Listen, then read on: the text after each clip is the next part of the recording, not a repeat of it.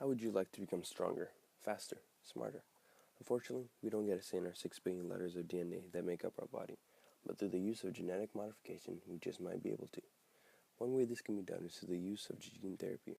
Simply put, gene therapy sends extra DNA into your cells in an effort to replace or fix a mutated gene.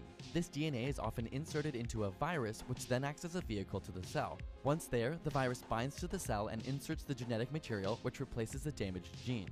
Gene therapy has been used to treat diseases like severe combined immunodeficiency, leukemia, and Leber's congenital amaurosis, a disease that causes loss of vision.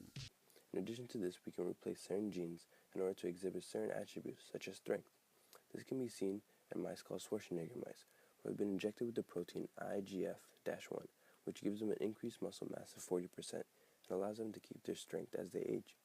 Just like Schwarzenegger mice, there are many other organisms that have been genetically modified, such as goats that produce spider silks, and a wide variety of glow-in-the-dark animals who are given fluorescent protein genes. Glowfish are the most predominant of these lists of glow-in-the-dark animals.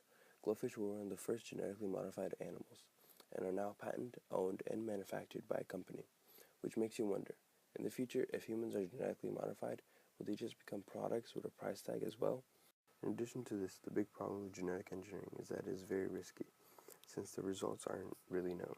Unlike other animals, the human genome is more complicated, and the margin of error is very, very small. On average, there are about 60 mutations in the DNA when a parent's genes are passed down.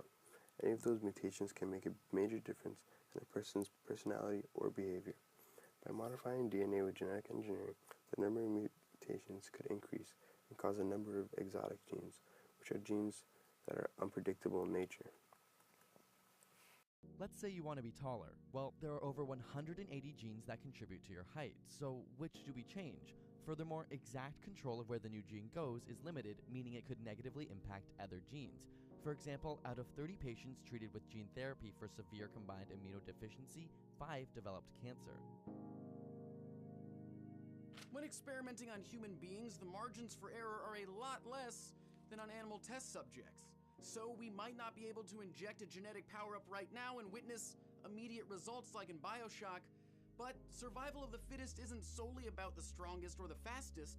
It's about who is the best adapted for their environment. And we live in a time where we are trying to adjust that environment, make it adapt to us. And with that, intelligence becomes one of the most important traits.